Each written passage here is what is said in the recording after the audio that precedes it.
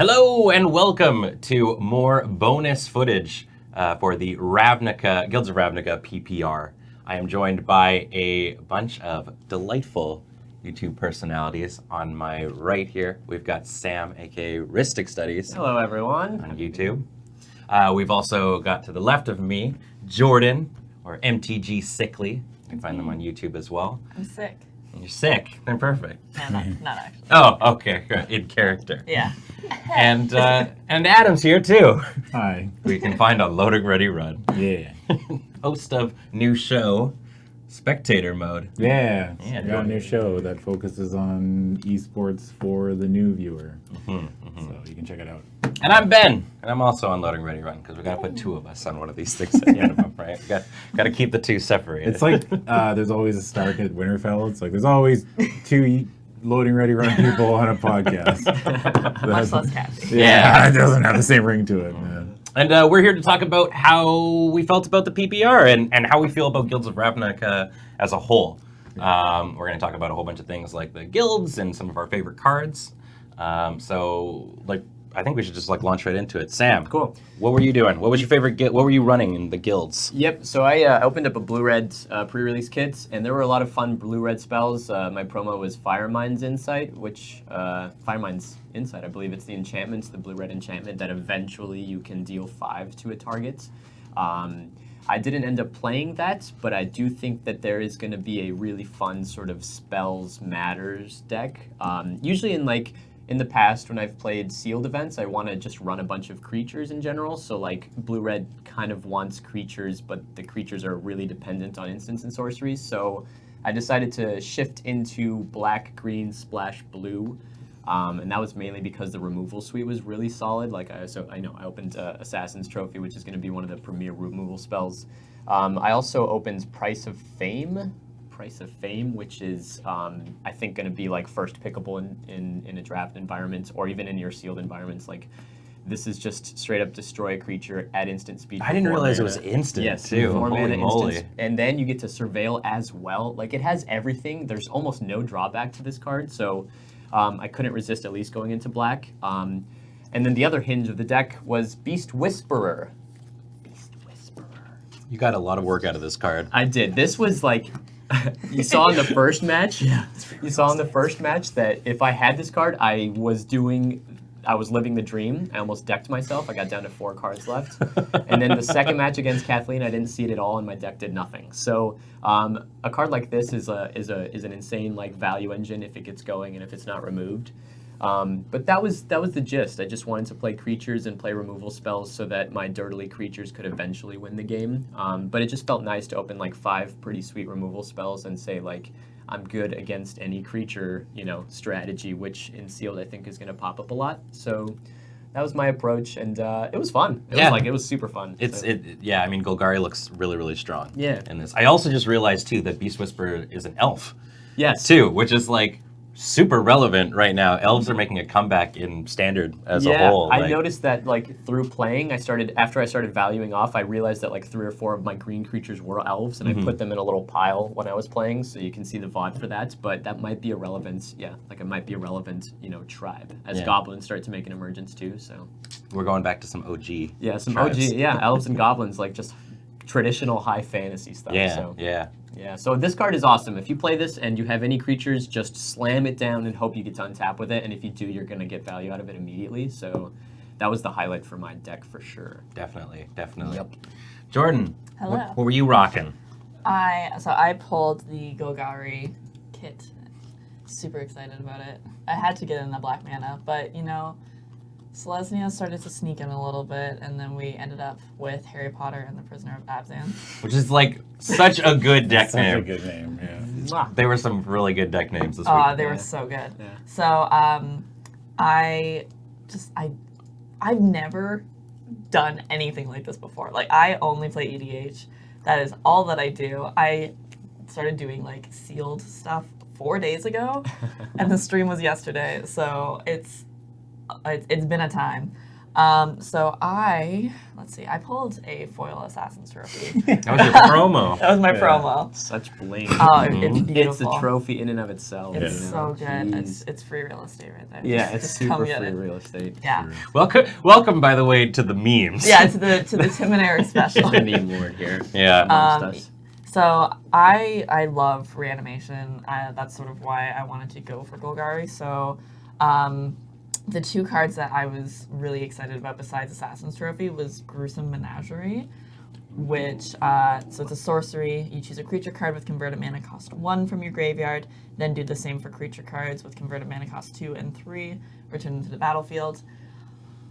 Honestly, when I was choosing, I was like, these look like they're going to be really good in EDH. So She played a sealed EDH deck. That's the thing. Yeah. Everybody's got like their format that Yeah. they like in it too. everybody right? has their niche, and like it was really fun. Like I got a chance to go for it in the second round, and it was super nice to just be like, it's like 5 mana for essentially 6 mana. Like it's beautiful. I love it. As well as I really liked Undercity Uprising. Yeah. Yeah. The promos for it when it came out, I was just like, ooh. Well, the art for this is so good. I think like Yeah. the joke that they were doing was this was the autumn fall collection from the Golgari. Oh, that's right. Yeah, they were pushing that. Yep. Yeah. I It's mean, just- it's it's worth perfect. it. It's Yeah. so fashion. Fungus is Yeah. so in. Yes, Oh it my is. God. Being Right alive on. for the first time is so last year. Yeah. I like how like the Golgaris are just like the Morlocks from the X-Men universe. Oh, Yeah. absolutely. Yeah. It's just so good. Yeah. And I mean, just like, there's so much death touch in this set. And just like, I wanted to go all out for just like, I'm gonna turn the guys, I'm gonna tap them, they gonna fight.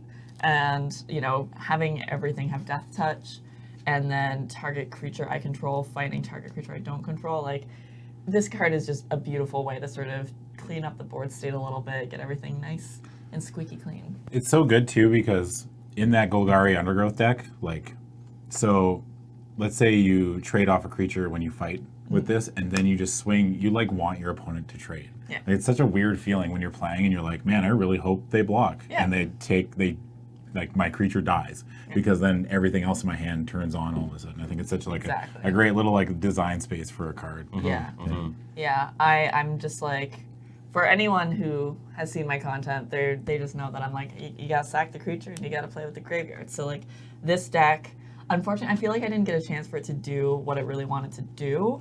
But oh my god, like, there's so many really cool mechanics that are just like blowing my mind. Like the hatchery spider. This thing was sweet. Oh my when I saw it gosh. spoiled, I got so Yeah. excited because I ran Ishkana EDH Yeah. for quite a while, and I was like, hello. Yeah. It's Ishkana too. What does Yeah. it do? What's the Undergrowth trigger again? So when you cast a spell, reveal the top X cards of your library, where X is the number of creature cards in your graveyard. You may put a green permanent card with converted mana cost X or less among them to the battlefield. Put the rest at the bottom of your library in It's a a random order. 5/7. It's Mhm. Yeah. gigantic. Permanent too, Yeah. not even Yeah. just a creature. It's Yeah, a it's a big ol' permanent, right. spider. So at minimum, like even if you have no creatures in your library, but you've got a land, Yeah. you could grab a land. Yeah, and put it onto exactly. the battlefield. Yeah, So it's very rare that this thing will whiff. yeah, And it's you get a planeswalker? Yeah. Woof. yeah. They've it's started a doing good that one. like with Yeah. a lot of cards lately. Eh? Like Yeah. they're just like, you know what? We're done with this non-land or this non-creature thing. We're just gonna be like, Just Permanent. Yeah. Permanence. I mean, obviously it has to be green. Oh wait, you may put a green permanent. Oh, okay, Yeah, so you it's can't green, grab so a you land. can't grab You can't grab a land. Yeah. I'm full of stuff. But I mean, like, it can be a Lies. green-black card, like, right? It can be a Yeah. multicolored card. Yeah. And it's even like, there was, none of us played it, but there's that other card, the Golgari Find Broker. It's like green, black for a 3/4 that gets back target. Yeah, there we go. Target Enters the battlefield. You permanents. return target permanent card from your graveyard to your hand. Yeah. And it puts a 3/4 on the field. Like, Yeah, Speaking of, this cycle of cards was very, very cool. yeah. Like, so the Golgari had the Find Broker. Yeah. The Izzet had the Crackling Drake. Yeah. So these are all cards that are within the guilds that are like 2 of each of their colors, basically, to cast. The Selesnya had what is affectionately being called Elf Coil. Yeah, I saw that in the engine. chat. Yeah, That's brilliant. That's which is brilliant. probably my favorite of them. Yeah. This card just it looks like value. I'm trying to remember It's like what it's Conclave something. It's Conclave Conclave Centaur? Cavalier. or Cavalier. Yeah, 'cause it's, Conclave yeah. something. So this card in particular was Yeah. played against me. Hallie played it, and I just thought, again, building my deck, I'm like, I'm just gonna go all in on 1-for-1 removal spells. But this card specifically just punishes you for that. So Yeah. you're kind of looking to like sort of have a cushion against something like this with the 3 and a blue flash enchantments that allows you to tap, keep a creature tapped. Or luminous bonds, something to that effect. But this punishes all the green-black, just straight up removal spells because it pops into 2/2s. So yeah, just keep an eye out for that. Like prioritize removal, but sometimes like against the green-white deck, or maybe even the green-black deck that like Adam to the effect of Adam was saying is like you want your creatures weirdly enough in the graveyard, or you don't mind them there. So removal's sweet, but then keep in mind that sometimes your opponent might benefit from the removal that you play against them. So so keep going with your cycle. You have to But it's so weird too, like for a card like that, like the Conclave. Sorry, what was it? Conclave Cavalier. It's like, man, if I'm looking across the table and my opponent plays that, and I'm looking at my hand with a card like the black removal spell we talked about. Yeah, Price of Fame. Yeah, Price of Fame. I'm like, wow, this card's actively bad right now. It's Yeah. like, this sucks. Yeah, you're paying 4 mana to get them 2/2s. Yeah. and they have You're vigilance. down a too. card. Yeah. Like I never want to use a removal spell and be down a card. It's like, ugh. The rest of the cycle, the Dimir isn't it the weird? It's flying Death Touch Hexproof. Yeah, Yeah, it's kind of like the new Vampire Nightblade. Yeah, so this was also played against me, and it did all sorts of work. That hexproof keyword was clutch. The only trick that I had against it was with one of my kind of dorky flyers, and the card that I played against was the split card Status and Statue. So this is a removal spell on the right side, which is why I included it, but the left side says target creature gets +1/+1 in Death Touch.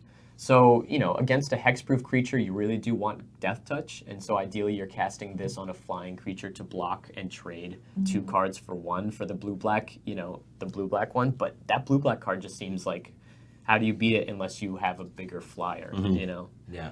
And then the last one, kind of given a massive shout out to Boros Reckoner, is the True Fire Captain for the Boros. Which is a 4/3 with Mentor, and whenever True Fire Captain is dealt damage, it deals that much damage to target player. Wow. Did you pull this in your I pack? did not. I did not have this, or I would have windmill Yeah. slammed it into the deck because this card is sweet.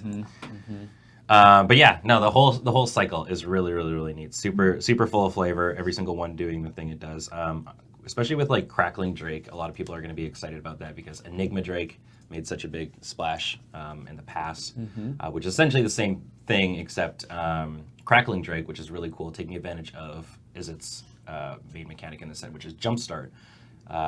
It counts the instants and sorceries in exile as well as the ones in your graveyard, so you don't have to feel bad about jumpstarting one of your cards and getting rid of your instant sorcery count. Yep. So super cool. Yeah, and that extra power of toughness, because I played, we were talking about this a little bit. When I played it standard in Return to Ravnica, my favorite deck was a blue-red tempo spells burn deck, and I was running Spellheart Chimera as my win con, but that was a star 3. Yeah. So having that extra point of toughness, I think, is going to go a long way to allow you to go all in this instant and sorcery sort of archetype and survive some of those removal spells. Yeah, 4 toughness is hard to deal with. Yeah, 4 toughness is great. Plus it draws a card, so this is a strict upgrade, even though you're paying a bit of a higher price. So I mean, you're losing trample too. yeah, the trample was weirdly relevant, and that put a lot of opponents on tilts because they assume it's a blue-red creature, it's a blue. It's first blue, right? Yeah. It's 1 blue-red, and they overlook the trample part. So I always forget about that too. yeah, It's it pretty flomples. sweet. It flomples. Yeah, did you have anything else on the deck specifically you wanted to talk about? I think that's good for me. Cool. Yeah, I think we can All right, move well, forward to your pal. continuing on the apparently green-black theme Yeah. of this, We- Adam. We definitely picked. I picked Golgari, and my pool supported Golgari. It was pretty lucky. It was just full on. I did splash some blue just because I just wanted to play with these 2 cards. It probably made my deck actively worse. But I mean, the big standouts of my deck are Underrealm Lich, which was when I got to play it was absurd. Oh man! Like what a weird card. This card is ridiculous. Yeah. So showing- Underrealm Lich is 3 black-green for a 4/3. And if you would draw a card, instead look at the top 3 cards of your library, then put one of those cards in your hand and the other 2 into your graveyard. Which apparently stops you from losing the game from decking You yourself. cannot get milled if you Yeah. have an Underrealm Lich. Yeah, that's what we learned. We learned that. We learned that yesterday. live. Yeah. But you would think like, oh yeah, 4/3, that's pretty good for a 4/3. Now there's more text. So I can pay 4 life. Underrealm Lich gains indestructible until end of turn, then tap it. Old school But I mean, like I gotta weekend, just attack with it. Yeah. And Oh, just yeah. be like, yeah, you're gonna block it? And it's like, hey, cool, 4 life, Yeah. indestructible, kill your thing. Yeah, card's good. This is great. What was Jord- your promo that you? It was like the Mausoleum Tutor card. I didn't play it. Just Oh, because, the card that's going to be ridiculous outside of Yeah. limited. Yeah. I like when I built this deck, I was like, I'm really leveraging hard on like the Undergrowth mechanic, but I don't want a card that does absolutely zero if I have no Secrets. cards in my, or like no creature cards in my graveyard, because I played a couple like dorky, like there's man, what's the name of that card? I think I put it in here. What's No, it I do? didn't. The Rhizome something. Rhizome Lurker, I think that's what it's called. It's a 2 black-green for a 2/2, and it has Undergrowth. It enters the battlefield with a +1/+1 counter on it for each creature card. And when I was building the deck, I was like, there's going to be times where I cast a 2/2 for 4, and I feel real bad about it because Yeah. my deck didn't do a powerful nothing. Yeah, Rhizome Lurcher, that's what it is. So the other standout, though, was Charnel Troll. Oh, This Chanel card is troll. ridiculous. Yeah, so It felt so unfair I got to when you went off with I it. got to show what it did against Cameron because Oh, poor Cameron. Yeah. poor Cameron, because you play it on turn 3, Mhm. and if you untap with it, it's one. Okay, so it's 1 black green for a 4/4 with trample, and you're like, wow, that's pretty good. Yep. It has some text on it. It says at the beginning of my upkeep, or your upkeep, exile a creature card from your graveyard. If you do, put a +1/+1 counter on Charnel Troll. Otherwise, sacrifice it. Which still kind of like even if you can't do it, it puts a creature in your graveyard for your other Undergrowth card. So it's like it's not a total loss, but you can also play or pay black green, discard a creature card, put a +1/+1 counter on Charnel Troll. So what I did against Cameron was I played this on turn 3. I untapped, and on my upkeep trigger, I discarded a creature card to it and then exiled that creature card. So I made a 6/6 on turn 4 with trample attacking. And then I just did that 2 more turns in a row. Yeah. Do an 8/8 and then a 10/10. So the main reason that this works, and this was talked about at the pre-release itself too, is specifically because of the text on Charnel Troll, which says exile a creature. So because it says that, when this trigger goes on the stack, it's not targeting anything, which is why you can, in response to it, discard a card to get it in there. If it said exile a target card and there was none in there, even if you decided to discard before it The happened, wording's important. you'd get Yes. you'd get host on it. So there's some really interesting wording, like in general. Before I put it in my deck, I definitely asked our judge. I was like, does this work like I think it does? Because I don't want to like play this and be like, yeah, here's this sweet. It doesn't work like that. Yeah. And this card reminds me a lot of like Arcbound Ravager, where either you're going to play all your creatures out, you know, and go wide, or you just go super all in on one creature like this, and effectively feed the troll until it's just a giant threat. Yeah. So, but then again, echoing what we said earlier, like sometimes putting those creatures in the yard isn't all that bad. So it's slightly different from Arcbound in that maybe later in the game you'd still get advantage out of all those, you know, creatures in the yard. Yeah. Plus, if you go back to the art ball on Charnel Troll, like this guy's such a punk rocker. I don't know if you saw his mohawk. Yeah, He's in here yeah. with punk, Look like- can you rate the outfit, Jordynne? What's it got? Ooh. All right. So hair 10. Yeah, Okay. 10 out of 10 on the Yeah. The like scaled bracers, Uh-huh. like in a 7. Yeah, they almost look like he robbed them from like a gruel dude. you Yeah. know? Yeah. He's trying a little too hard. The Gorilla Okay. Jason. Yeah, he's Yeah. trying too hard. He's a good, He's Yeah. trying a little too hard. Posture is like a 2. Like, you gotta Yeah. stand up straight, buddy. You know. Well, and I don't know if you've ever been in a mosh pit with like one of those dudes who like wears the spiky bracers Oh, sure, into it. They're the sure. worst. Yeah. Don't do that. Yeah, you're stepping on the lines of like the mutual agreement that we're gonna like Run into each other. punch dance each other, but it's out of respect. Yeah. Yeah. Well, I think it's also like it actually is kind of flavorful because he's just like pushing the cards into the graveyard. Yeah, anyway, and true. makes himself Yes. big. Get out of my way. Yeah. He would make Ludicrous quite proud. So, let me get this straight. Yeah.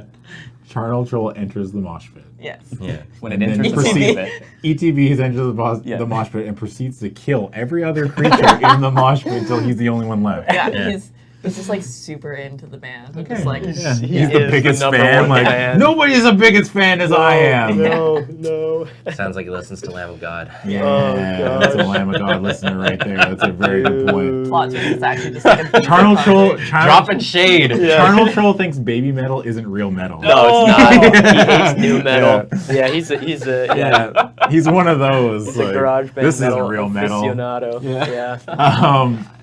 There's two more cards I Yeah. kind of wanted to talk about that I thought were great. I think District Guide is a card that I'm going to be taking very highly a lot in draft just because it's a 2/2 that fixes your mana. Or, yeah, it fixes your mana. It goes in your hand, but it's still like it draws you a card and it can get you a gate, which is like super fixing. And it puts a 2/2 on the board that you can block with, which then you can in turn put into your graveyard, which feels Undergrowth. Like you can sack it to. There's a bunch of things like there's that 2-mana kill spell, the Severed Strands, Yes. that you can sack it to. Yeah. It's like I got value out of it. Now I kill your best creature, and all I trade is a 2/2. Also, Glow Spore Shaman, which is a black and a green for a 3/1, and then when it enters the battlefield, it mills you for 3, and then you may put a land card from your graveyard on top of your library, which I don't think I ever did, but in a pinch. I think there's going to be, again, like, I mean, obviously this is more so a primer for playing limited at your pre-release and stuff like that. But like seeing this card and then seeing in the past set Stitcher's Apprentice, I think it was the 1-drop that just like puts 3 in your yeah. bin kind of a thing. Yeah. There is a deck in here, I think, and I'm really excited to see what happens with all these kind of cards that are just like dumping things in. Yeah, there's so many cool cards that I just love in this set already. Like even just Yeah. Golgari, like man, it's great. Yeah, we're gonna play a lot of limited with this format. Yeah. Definitely. There's a card I want to talk about that I know everybody's coming that I didn't get to play that I have a very soft spot for. Which is Crawl Harpoonist. Ah, yeah. Dude, I'm championing this card. He's- I think he's this really is talking limited. about it. In limited, I think this card is absurd. Well, I mean, even I'm just dropping my. he's so excited about Dude, okay, just think about it though, because Harpoonist. on its okay, own. there's so many dorky 1-power flyers in this set. Yeah. That comes down, it kills the 1/3 for free, and even if it trades, it puts a creature in your graveyard for Undergrowth. It's so good. I mean, it might be also that it's just a 3/2 with reach on 2. Yeah. Like you don't even have to kill a thing. If you're on the play, this is 3 this is 3 power. So Like if I kill that dorky little 1/1 lifelink flyer, like I'm like, heck Listen, yes. what do Think we- eats the burbs. Yeah. the song we were singing yesterday, this is just Upside Bears, right? Yeah. Upside Bears all Upside over Bears the place. all man. day. I think this card's awesome. It's probably gonna kill me because I'll take it. I'll be like, green's wide open, and the narrator will be like, green wasn't was wide not open. Because wide nobody open. rates this Yeah, as highly yeah. as I do. I'm like, hell yeah, green's open, baby, woo! And then That's Ron Howard slides in. I know, Oh right? yes, we have one here. So luckily you were the representative for Red White. Yes, yes. I was This the is lone a- Boros boy. Right. I have no idea how to play this archetype. It's renowned that I don't know how to play it. And shout out to Ben's commitment for Red Whites by filming the intro, the slow-mo intro video. Oh my With the gosh. helmet. His helmet's on his Thank face. you. You can't see. It's so good. So check that out. It's from the VOD. But yeah, what's Red White doing? Boros is sweet. Yeah. I'm super high on Boros. I didn't bring my deck in with me, Yeah. which was a pain. But there are some really important cards I think for this deck that make it work. The number 1 card is the basically functional reprint of Pegasus Courser, which I'm super yeah. high on, which is called Rock Charger. Yes. I believe. Yeah, I don't have one. It is a 1/3 for 2 and a white with flying, and when Rock Charger attacks, target creature without flying jumps until the end of turn. I remember my day when this card was a common. Yeah. So Pegasus Courser was ridiculous in Dominaria Standard, and Rock Charger is no different. This card is super sweet because Mentor the creatures that house Mentor sometimes have wibbly wobbly stats. For example, Barging Sergeant did a lot of work for me. It's a card name. Yeah, the Barger. Barge. 4 and a white, 4 and a red for a 4/2 with haste and Mentor. So the 2 toughness is really wonky in this set. A lot of creatures are bears. There's a lot of just bears with upside and stuff like that, and they will trade with this card all day, every day. But being able to jump it when it comes out with the Courser is ridiculous. It's so strong. But I was talking to Sam and Jordan outside, and honestly, the way that I'm looking at Mentor is any card with Mentor on it basically reads to me as when this creature dies, put a 1/1 counter on target attacking creature. Because if you do get through and it doesn't die, sweet, right? But a lot of the time, this is just going to make one of your other creatures bigger and trade with something, and that's awesome. That's so much value with it. One of the big things that I've noticed with limited formats for the past couple sets that have come out is there's a lot of like 3/3s for 3 with downside, and there is one in this called Wojak Bodyguard. Wojak Horseman. Yeah, Wojak Horseman. Yeah. And the thing is it has that Mog Sentry, or Mog Flunky text where it can attack or block alone. But the thing is, Mentor wants you to attack with everything all the time. So typically, you're never going to want to really attack with this guy alone. And at minimum, like, Boros doesn't really block. I don't think I never did not attack this whole PPR. Yeah. Like, you're always on the attack, and you're typically always going to try and attack with something. So Mentor just seems really strong. I was fortunate enough that my promo that I got was Tajik, the leader, I guess, of the Boros, with his ridiculous sword. That is some Final Fantasy level nonsense up in here. Glowing. Glow up, man. Glow up. You can't. I feel like if he has it like horizontally, like he has to have the fire part away from his face, or his beard that he has is going to light on fire. It looks like he got into his parents' credit card and just bought a bunch of microtransactions. Yeah, absolutely does. It's like, hell, wait, what? I can buy this and this. And this.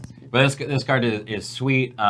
Reads basically as a lightning rod, where you have to remove him before you can deal with any of the many other creatures that Boros is going to have on the field. And if you want, you can also give him first strike, which is sweet. But like, Haste Mentor is just such a powerful combo. And if you're looking at cards, really evaluate those kind of there, because the ability to, play a 2-drop on turn 2 and then play this on turn 3 and attack with both of them and get the Mentor trigger is so powerful. I think Boros is super strong. The other really fancy card that I got was, it's the Angel, not the main one, just the mono. It's all white. Light of the Legion. So it's 4 white for a 5/5 flyer with Mentor. Wow. And when it dies, you get to put a 1/1 counter on each white creature you control. Yeah. So just like all these creatures really working in tandem, it's super flavorful for Boros. Just super cool. I would have really liked to open the card that was I think one of the first Boros cards spoiled, which was Legion War Boss. Yeah. The new Rabble Master. Yep. I found him in my kits, but I didn't end up playing him, and I was in a red deck. So yeah. But yeah, this card is neat. Basically, kind of has that Rabble Master vibe to it. Would you say there's some deep lore on this? Yeah, well, there's this, and so I made a comment that I was seeing very early on in preview season that there was a Twitter post that showed a trajectory from the first Ravnica block, way back in the day, with just a goblin recruit of some sort. I forget the exact name, but he was part of the Boros, and he was just a foot tall next to all the soldiers, FELTs in 300, let me get in there, And then he gets promoted to Legion Loyalist from Return to Ravnica, and at that point, he's sort of he's moving up in the ranks. So he goes, recruit to Legion Loyalist, and then finally we've seen the arc to Legion War Boss, and then Serge was saying, I hope we get a legend out of this guy, I hope we get a legend out of this guy in the next return, right? Yeah. It's literally the same helmet. Yeah, it just looks, it's Yeah. very similar. It has that Legion keyword, well, not keyword, but name in the name, so the marker in the name. So perhaps it's fun to think that. And then somebody in the Twitch chat was like, was it you who told me? Someone told me. He's like, well, actually, the first Ravnica block was 480 years before the second one, so this guy should be super dead or whatever. Yeah. You don't know how Exactly. yeah. You don't know how He's- long goblins live. He's Come just on. that loyal. Like Yeah. the power, the pure spunk that he has Yes. has kept him going. I Yes. think this is a good example that like hard work pays off. Yeah. Even on other planes of existence. Yes, Exactly. exactly. Hard work is universal. Yeah. That's right. Legion War Boss is a perfect example. Yeah.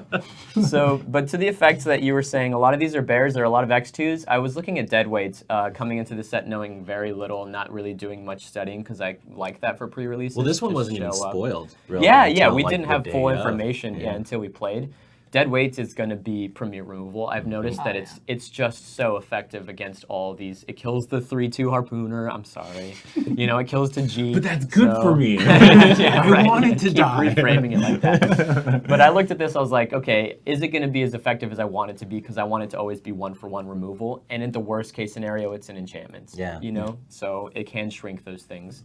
I would say pick this highly in draft. It's going to go the distance that you want. So Speaking of premier removal, I also didn't even see this card until it's Lava Coil. Yep. This card is nuts. Yep. It's 1 in red for a sorcery. Lava Coil deals 4 damage to target creature, and if that creature dies this turn, exile it instead. So, like, 4 damage to target creature on, like, a 2-drop, it hasn't been seen in a long time. Yeah, Roast was Yeah. Cons of Tarkir, I think. Yeah. Isn't Roast 5 damage? Roast is 5, but this exiles. Roast so- could only hit non-flyers. Oh, that's though, right. right? Yeah, you that can't was roast that a was flyer. its drawback. Yeah. Yep. This can hit.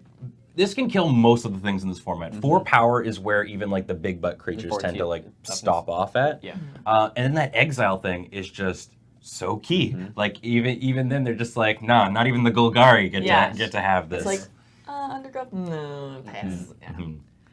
So I managed to pull one of these, and it's very, very, very good. Yep. Probably the removal you'll see the most often, in red at least, that people will be running is Command the Storm, which is another one of these like 5-drop, deal 5 damage to target creature, like kill most things. Yeah. Kind of spell. There was one just before. I did not get to play as much M19 as I wanted played to, but I so played much. a lot of Dominaria. Oh, okay. So Dominaria had Fiery Intervention, which was essentially the same thing to this effect. It could also kill an artifact because that was pretty relevant in Dominaria. Yeah. But it was like a 5 or a 6-drop to deal 5 damage. Yeah, a 5-drop to deal 5 damage. So the 5 is just like Electrify. Like everyone wants to run Electrify. It's almost first pickable, 4 for 4 damage. So this is a little bit more expensive, but you're almost guaranteed to kill everything, in the set. So, yeah. Yeah, and I mean, I didn't have anything incredibly flashy in my deck, but that's why I'm really high on Boros. I think in this format, because you don't need anything that like super flashy. It just gets in. It just turns sideways and goes, and it's super good. So yeah, those were the guilds that we played. Let's start on this side. Yep. I know you talked about the Harpooner and how high you were on it. Yeah. What are some cards that you're really hype about? It doesn't even need to be in Golgari. What cards kind of excite you about the set, or maybe you have like high opinions on? I mean, Hypothesis is pretty sweet. Hypothesis It's is actually super good. cool. Yeah, I Yeah. think it's gonna be good. Am But I like the any only, card that like lets me draw cards. So am I the only one who gets like a serious like reference to Genova from Final Fantasy VII? Ooh, there? a little bit. Yeah, Yeah. like I can't not see her just being like, "Hey, I'm your ma." What is Genova Italian? Like, Hey, I'm your mother! yeah. You gotta go kill all the soldiers. Somebody touching my spaghetti. Yeah, those are all the spaghetti. Those are the spaghetti gestures. All right, now that we've offended all the Italians in our audience.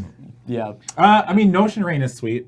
I love Yes. Notion Rain. Yeah, I think that's going to be a very highly picked. And also the most memed card yesterday. Easy. Yeah. So I pointed this out too, and it was confirmed by one of the flavor text writers for Wizards that they were thinking about Notion Thief when they wrote the flavor text because it kind of recalls that. So if you remember Notion Thief being one of the sweetest cards ever printed. Well, I know You drew this? So, I drew this. So I know that. I mean, my card that I'm most excited about that I'm gonna make our commander deck about is Oni. Okay. Is the The Golgari. 1,000 died. Yeah, it's only the 1,000 eyes. Sounds so Kamigawa. Yeah, she's like 2 black, black, green, green. Yeah, for a 2/3. So cool. And she has Undergrowth. You get a 1/1 black and green insect creature. And then you can pay black and a green and sacrifice another creature, and you gain 1 life and draw a card. Yep. That's my kind of card. Mhm. This is like, Awesome. that's all I ever want to do. Yeah, it's Swarmy. sweet. Yeah, I'm excited to draft it. The whole set looks great. It looks like there's a lot of tough decisions to be made for the drafting Yeah. because of all like the color pips on everything. Like Yeah. even the uncommons, like those signpost uncommons for every guild, like you're like, man, I'm really taking a risk by taking this because it could be just a wasted pick, right? But between like guild gates and the lockets, which I think lockets are going to be staples, Yeah. you can get there with these like super expensive, intense gold cards. Yeah. So I also like a format where like a deck like the Boros deck does exist. yeah, Where you to can't keep- just do nothing. Yeah. It keeps decks from just doing powerful nothing for like the first 4 turns. Yeah. And then it's like you need to be able to, which is why like, dead weight exists. And I'm trying to think of what else. There's like quick spot removal too. Dead Like, weight, there's luminous bounce bonds. spells. There's like there's bounce spells and stuff like that. So it's like it can stop the aggressive decks as well. It looks like there's a lot of like nice little counterplay that leads to a good healthy limited format. Well, and that's kind of the idea, right? Is now moving into things like draft, for example. I can imagine that they would probably balance because they don't have to worry about having multiple sets going into it anymore, right? Because it's going to all be single like 3 packs of the same set now. They can just balance it within itself, and it just leads to way more interactive play and all that kind of jazz. Also, it feels like any card that makes your opponent discard a card is very bad Yeah. for you. Because the only color that doesn't seem to take advantage of it is white. Because there's Jumpstart in red, and there's Jumpstart in blue, plus Surveil in blue, and there's black and green, which want things like Undergrowth triggers. Like, it's just like, I never want to like play that. With that rat, there's like the 2-drop rat that makes your opponent discard a card when it enters the battlefield. I will never play that card. Yeah. I don't think I'm ever, you'll It's never too see me. dangerous. Yeah, it's like, Yeah. I don't want them to like pitch something like a jump. If your opponent pitches a Jumpstart spell, you're Or, just like, well, there's also that green 4-drop, the 2 for Ferocious Verox or whatever that has the Obstinate Baloth yeah. thing going on where you're It's just rare, like, but like, it- oh, I'm discarding this, that. eh? Got It's like, that. They like dang. play their 2-drop rat. We're like, yeah, we got him. It's like, I played a 6/6 hexproof. Yeah. It's like, oh. Oh, okay. Jordynne. Well, one thing that I'm like super into is the guild gates. Like, I feel like Guild Gate Go Triple G is just gonna become like the new thing. Yeah. GG. Yeah, Guildgate Go. Guildgate Yeah. Go. Yeah. Golgari Guildgate Go. Yeah, the 4G. Yep. But I think like with the addition to like it's like the gargoyle. I think it's just called like the Guildgate Gatekeeper Gargoyle. There we go. Guildgate Gargoyle. Yeah. Come on. Just too many G's, man. No. G. Well, geez. So this card, I didn't pull it, but I saw it on like the spoilers, and I think this is going to be really cool. I think just having as like this is a good card for like sort of the late game because you want to just sort of fix your mana with just as many like guild gates as possible. It's going to be really solid. That I feel like if I was going to be drafting this, I was going to just start grabbing like 6 or 7 guild gates, and then that way I know that I'm like my mana's perfectly fixed. But then I would also be going for it's that blue enchantment. It's, 2 in a yeah. blue. That One in a blue? Yeah. 2 in a 2 in a blue. blue. Yeah. Yep. Yeah. Oh, it's- the yeah. gate enchantment. Yeah, Yeah. so like Can't remember what it's called. when it comes in, you tap any number of guild gates that you have, and then whenever you play a guild gate, you're gonna draw a card off of it. Yeah. And when you tap the guild gates, you draw a card for the ETB. It's kind of like secret plans from Khans of Tarkir for Yeah. gates. Yeah, it's Kind of, I guess. But I mean, like, this is definitely going to be like one of those Guild Summit. Guild Summit. Yeah. Guild Summit. Yeah. Yeah. It's going to be like people are going to draft and just snap up every guild gate Yeah. in every pack for And like the that's first pack. awesome. That's like fine. that's like But such I mean, also shenanigans. fake you. But there's the Boros deck to keep them in check. Yeah. It's like, Exactly, you can't yeah. just do whatever you want. Yeah. I'm just like, I'm really just coming from like an EDH perspective where I'm just like, you're gonna make all these really stupid plans. Like, Yeah. it's gonna be a lot slower of a deck. So like, I feel like you might have some uneven like matches. Sure. But if you're building a guild gate deck, like it's gonna be really solid if you can sort of find a way to keep yourself afloat while you're just like, I'm gonna play this tapped, and I'm gonna play that tapped, and suddenly this gargoyle is like 5,000. Yeah. Yep. Yeah, I'm really excited about this. Like, it's such a cool mechanic. I can't wait for the next set when there's Orzhov guild gates, and I just buy all of them and plaster them. You on are my your walls. fancy art. EDH player. Yeah. Good. Yes. You. For me personally, Boros is sweet. I love just about everything that's going on with it. Seeing Cam play Izzet got me so excited for Izzet. Yeah. Izzet looks super cool. Yeah. And from seeing how he was piloting it and how it works, it looks like it's a burn deck in Limited, which is super cool. Because when I first saw Direct Current, I was like, this card is not good. Yeah, underwhelming. A 3-drop sorcery speed shock looked super unexciting. But then you have a lot of cards in Izzet that really just get these like sweet triggers from instants and sorceries being cast. Even just little basic ones like it's the 0/4 wall. Oh yeah. The pings, right? It's like a mini gutter snipe. Yeah. It has 1, 2, and a Electrostatic field. Yeah. So now your direct current, instead of dealing 4 damage, it's going to be dealing 6 damage. You know, and you know you've got everybody's favorite card that I think we talked about a bunch when we were just talking about how the set went. Piston Fist Cyclops. Yeah. Which is just such a good name. You know, having Piston Fist Cyclops out and using really any instant or sorcery spell, you know, makes it happen. And you know, you've got Goblin Electromancer at common, which seems super sweet for this deck because Another then you upside bear. Yeah, upside bears, man. Always. Wait, go back to the Cyclops. This is if you're in a mosh pit. Yeah. Do you have Charnel Troll or do you have Piston Fist Cyclops? Like, this is a good. See, I feel like This is for the wrestling podcast. yeah.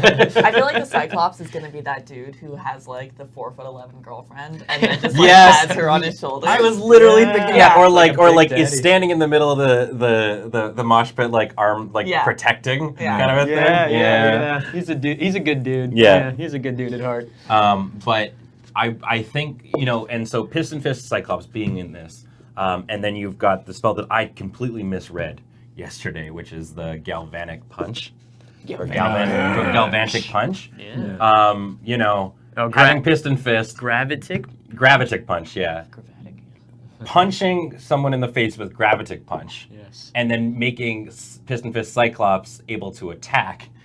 It's so much damage. Yeah. It's so much going on. And so yeah, that hurt. yeah, it plays like a more aggro-y deck than what I was expecting it to be.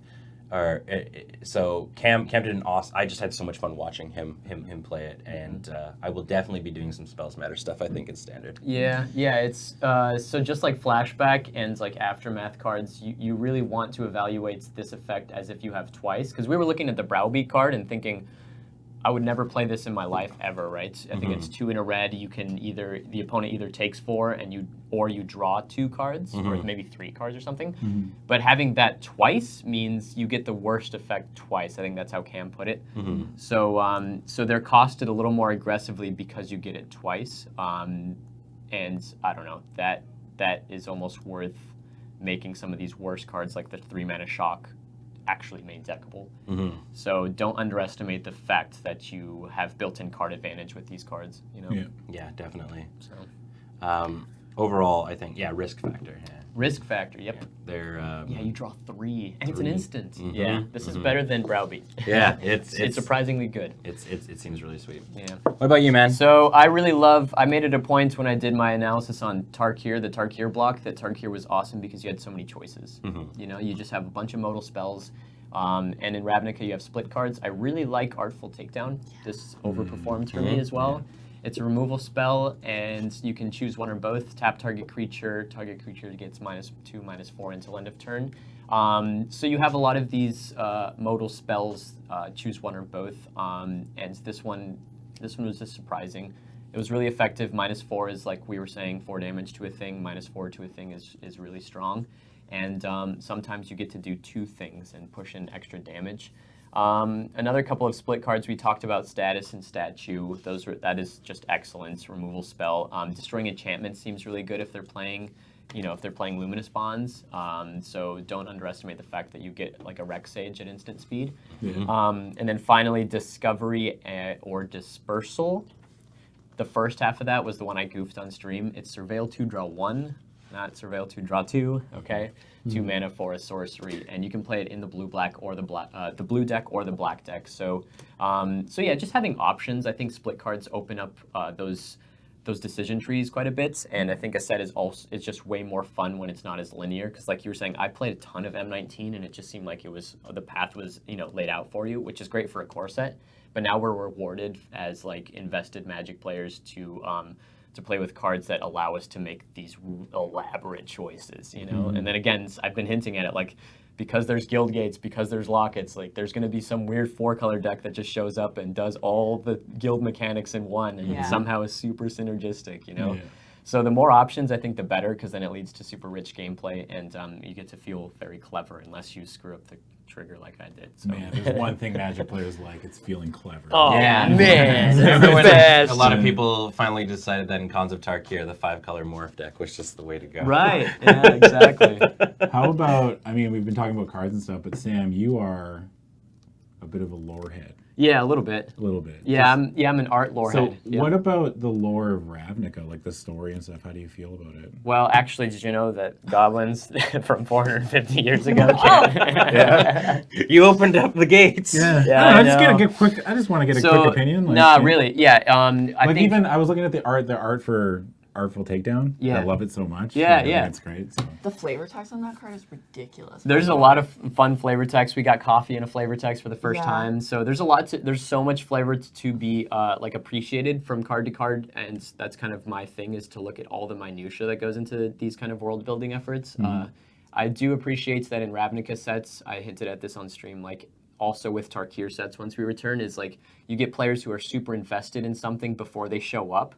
Whereas if you're going into a brand new set, you might be just playing your favorite archetype, your favorite colors. But like when you show up and you're the Izzet guy, you're super into the Izzet. Yeah. Like you have Izzet merch at your house. You may show up with the sleeves or whatever. Yeah. So I think there's a rich just moment to express yourself with an established world like Ravnica. So just having that element is like awesome for community building, because then I can like playfully say like I'm playing blue-red and I definitely don't like green-white, and then you show up with your like Selesnya swag and you're like, well, sorry bud, Books are for nerds. Yeah, exactly. Kick over your books. Yeah, so I think everyone's looking forward to that. Yeah. Jordynne, I know you might be a fan of black cards. What? From time to time. How do you feel about how like black is being represented in the set? I think it's pretty good. Like I'm liking the deviancy that's been going on. Yeah. I think it's definitely a lot of like the mono black cards are definitely like really good staple pieces that can sort of fit in with like any sort of deck at this point. Like Severed Strands, it's a black staple to just sort of be like, I'm gonna sack my creature to mess with you. Like we have our peons and then we get rid of them, and it's really good. I would say, obviously I'm biased, so I can't wait for the next set for Orzhov, but I also didn't get that many. What about the black Whisperer? cards. Remember? Oh, yeah, he's good. He's good. He just walks up. He's like, hey, Yeah. there's a pool in the back. Yeah, that's right. Yeah, he's really good. I think it's. There we go. Whispered Snitch. That's it. Yeah. Yeah. I mean, it's a really good, just extra sort of boost for like the surveil mechanic. And this is basically. Oh my God, I'm blanking on. Blood Artist? No. Like an aristocrat kind of strategy? No, the mechanic you pay one extra. Extort. Extort. Yeah. This is basically just like extort without having to pay for it, and it just like it feels good. It feels good just being like, I'm gonna just do this thing that benefits me, and it's still gonna hurt you, and it's gonna make it extra good for me. That's true black mentality, and I love it. Yeah. I'm liking it. Sweet. Yeah. All right. So before we go, let's do one. You get one sentence, because some people might be watching this. I would hope you know, there are a couple people watching this. That I'm on. Someone's watching this. That they're looking for maybe a tip going Yes. into the pre-release and what you should do. So in one sentence or one quick phrase, what would you say? Give advice for somebody going to the pre-release. I would Sam? say pick your favorite guild and roll with it. The packs are going to be good enough that you can probably force the thing you like. Yeah, that was Kathleen's thing. She just opened up the blue-black, pre-release kit and said, "I'm playing Dimir. I'm not going to look at the rest of the cards in her deck was sweet." So just come in with a passion. It's like fury for one of those color combos, and I think you'll be fine. That's a long sentence. It was one sentence. My advice would be, just because you don't open some crazy bomb rare does not mean your deck is not going to be awesome. This set is balanced, and it's going to, and all the cards have really good synergy. So if put your thing together, I promise you it'll be sweet. All right. Jordynne. Mine is get your mana in check and the rest will follow. Dang it, that's an actual sentence. Yeah, Jordynne's professional. You only get to play a new set for the first time once, YOLO. so do what's fun. I mean, people get so hung up, Magic players especially, like, gotta play optimally. Yeah. Have some fun. I was hoping you would read the Undergrowth trigger for Harpooner. I was thinking about it. I was like, I get one sentence. Harpooner, baby! When Harpooner enters the battlefield. We know you're going to be tempted to say you want to go Golgari because you want to have that chance of opening your Assassin's Trophy or whatever, It's right? beautiful. Because it looks like a sweet card. But have fun with it. Yeah. Go have fun. That's what the pre-release is all about. And I think that's all we'll say about that. Yeah, that's All all right? we sound about. Sam, Jordynne, thank you so much for coming Yeah, you out both to were the great. pre-release. Thank you for having us. Yeah. It's amazing. Yeah. So awesome. Do you want to say something quickly about your channel, Sure. Sam? Yep, I'm at Ristic Studies on Twitter. I do a bunch of art videos and card retrospectives on YouTube at Ristic Studies. So check me out there, especially because the next video is going to be about the art of Ravnica specifically and how colors kind of inform art direction. So a little plug. But that's where I am. That's what you're here for. Yeah, You're here to plug definitely. your stuff. Yeah. Jordynne. I am at MTG Sickly on YouTube and Sickly MTG on everything else because I clearly couldn't stick to a brand and I really wish I was. You got a Zig on Zag on him. flex, yeah. Keep him Yes. guessing. Yes. Yeah. Who even is it? But I mostly just do YouTube. I focus on the fact that I am a new player. I've been playing Magic for 1 year. Cool. And so I just want to sort of remind everyone of what it's like to be a beginner again, feel the good stuff. I cry, I yell, I make it the memes, a touch of the spaghetti. It's like a journey. It's like a journey of self-discovery. Yeah, basically. Exactly. It's awesome. Yeah, and I love Liliana, There you my go. wife. You can find Adam and I on Twitter, and also obviously doing stuff here at LoadingReadyRun. Adam's at Wake Up Super Yep. on Twitter, and I am at Ben H. Ulmer because somebody is hanging on to Bengineering. And if you're listening and watching this podcast, give me my Twitter handle. That's all I'll say about that. Thank you guys so much for watching. And if you are going to a pre-release this coming up weekend, have fun with it. Go enjoy the set. It's awesome. Make a friend. Make a friend. Let somebody mold a 7. Ooh, there you go. I like that a lot. Just have fun. Yeah. I'll see you guys later. Bye.